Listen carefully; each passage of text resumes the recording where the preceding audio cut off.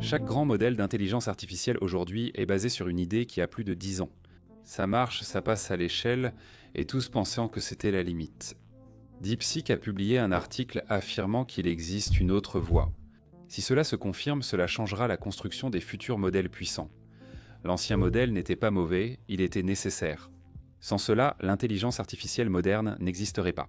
Mais ce compromis gardait les modèles stables, tout en limitant la quantité d'informations qu'ils pouvaient redéplacer en interne. Pour comprendre l'action de DeepSeek, il faut d'abord saisir un problème fondamental lié à la croissance des modèles d'intelligence artificielle. Les grands modèles de langage comportent des couches. Une invite est envoyée à la première couche, cette couche effectue un certain travail, transmet le résultat à la couche suivante, et ainsi de suite jusqu'à ce que la couche finale produise une réponse. Lors de l'entraînement, si la réponse est fausse, un signal appelé gradient remonte les couches pour indiquer les ajustements à effectuer. Les chercheurs ont constaté, il y a des années, que forcer les gradients à travers chaque couche posait problème. Les signaux peuvent disparaître ou exploser. Pour y remédier, ils ont créé les connexions résiduelles. L'introduction des connexions résiduelles a non seulement amélioré les modèles, mais aussi sauvé l'apprentissage profond d'une impasse. Avant, l'entraînement des réseaux profonds était fragile.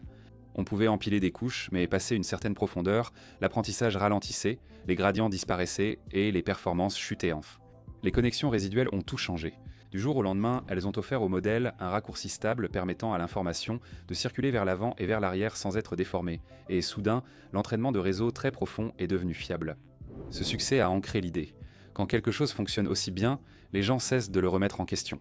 Avec le temps, les connexions résiduelles ont cessé d'être considérées comme un choix de conception et ont commencé à être traitées comme une infrastructure. On supposait simplement qu'elles étaient le correct. Les concepteurs de modèles se concentraient sur d'autres aspects. Meilleur mécanisme d'attention, plus de données, plus de paramètres, routage expert, loi de passage à l'échelle. Le flux d'informations entre les couches est resté quasi inchangé, ce qui était logique. Les connexions résiduelles étaient stables, prévisibles et compréhensibles. Elles faisaient exactement ce qu'elles étaient censées faire. Le compromis était subtil, la stabilité venait au détriment de la flexibilité. L'information pouvait circuler sans encombre, mais elle était contrainte de passer par un chemin très étroit. Tout devait passer par ce seul flux résiduel. Cette limitation était longtemps peu évidente. L'augmentation de la taille des modèles et des données favorisait les progrès, mais pour des tâches de raisonnement complexes, ce chemin interne est discrètement devenu un goulot d'étranglement. Non qu'il ait échoué, mais il remplissait parfaitement sa mission. C'est ici que tout devient intéressant. Récemment, les chercheurs se sont demandé et si au lieu d'un seul flux d'informations dans ces raccourcis, on en faisait passer plusieurs simultanément. Davantage de communication, de capacité et de flexibilité, cette idée a donné naissance aux hyperconnexions. Les hyperconnexions augmentent le flux de données internes. Au lieu d'un seul flux résiduel, plusieurs flux parallèles interagissent entre eux. Sur le papier, c'est une nette amélioration. Le modèle a plus d'espace de travail, plus de façons de combiner les informations et plus de marge pour gérer un raisonnement complexe. Au début, l'entraînement se passe normalement. Perte en baisse, métrique en hausse, rien d'anormal. Le problème apparaît plus tard, à mesure que l'entraînement se poursuit et que la profondeur augmente. Ces flux non contraints commencent à interagir de manière instable. Les signaux sont amplifiés. Couche après couche, les gradients deviennent plus grands que prévu. Tout semble encore aller bien jusqu'à ce que, soudainement, ce ne soit plus le cas. Les pertes grimpent, les gradients explosent, l'entraînement s'effondre soudainement. Parfois, cela se produit après 10 000 étapes, parfois plus tard. Le problème principal, c'est que ce n'est pas progressif. Un point de contrôle marche, l'autre non. Ce type d'échec est inacceptable à grande échelle. Les grands entraînements sont coûteux, lents et difficiles à déboguer. Les architectures qui s'effondrent tardivement à l'entraînement restent risquées, même si elles paraissent prometteuses lors de petits tests. C'est pourquoi les hyperconnexions ne sont jamais devenues la norme dans les grands modèles de production. L'idée n'était pas mauvaise, mais le problème était le manque de contrôle. Une fois que les flux sont autorisés à se mélanger librement, l'instabilité devient inévitable. C'est précisément sur cette faille que DeepSeek s'est concentré. La nouvelle méthode de DeepSeek s'appelle les hyperconnexions à variété contrainte, ou hyperconnexions à variété contrainte. Le nom paraît complexe, mais l'idée derrière est en réalité assez simple. Au lieu de mélanger ces flux, ils veulent que DeepSeek s'en charge lui-même.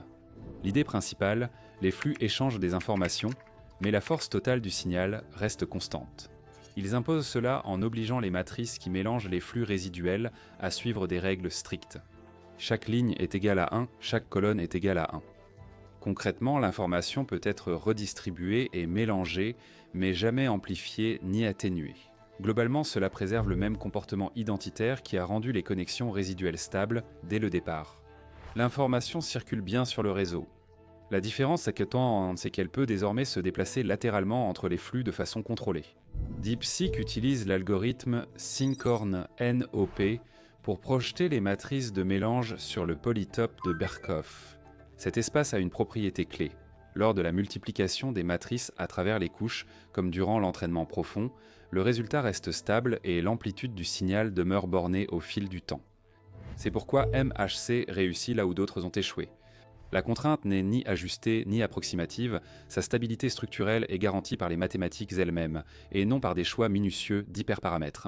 Une fois la stabilité assurée, élargir le flux résiduel devient pratique, non dangereux. C'est l'idée clé que DeepSeek a trouvée: comment conserver la stabilité des connexions résiduelles à l'ancienne tout en bénéficiant de la capacité supplémentaire de plusieurs flux. C'est pourquoi les analystes parlent d'une percée remarquable. Ce n'est pas qu'une théorie. Ils ont testé cette architecture sur de vrais modèles. Ils ont entraîné des modèles de langage de 3, 9 et 27 milliards de paramètres avec MHC, puis des modèles équivalents avec des hyperconnexions standards. Sur 8 benchmarks, les modèles MHC ont toujours obtenu de meilleurs résultats. Les gains étaient particulièrement remarquables sur les tâches nécessitant beaucoup de raisonnement.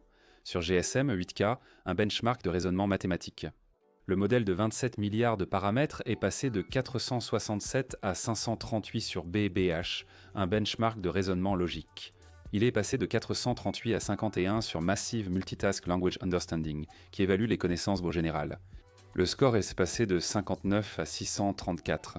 Ce ne sont pas de petits changements à cette échelle, des sauts comme ça comptent. Une des raisons pour lesquelles cela fonctionne si bien, c'est qu'élargir le flux résiduel donne effectivement au modèle plus d'espace de travail interne. Il ne s'agit pas juste d'ajouter des couches ou des paramètres, mais de modifier la circulation de l'information dans le modèle. C'est un axe d'extension différent qui complète les méthodes classiques comme ajouter de la puissance de calcul ou des données. Élargir les flux entraîne souvent des coûts, plus de données en mémoire, plus de pression sur les GPU et un entraînement ralenti. Le travail d'ingénierie de DeepSeek est aussi important que les mathématiques. Ils n'ont pas simplement proposé une idée théorique élégante et s'en sont arrêtés là, ils ont reconstruit de grandes parties de la pile d'entraînement. Pour plus de praticité, ils ont créé des noyaux GPU personnalisés avec Tlang pour fusionner les opérations.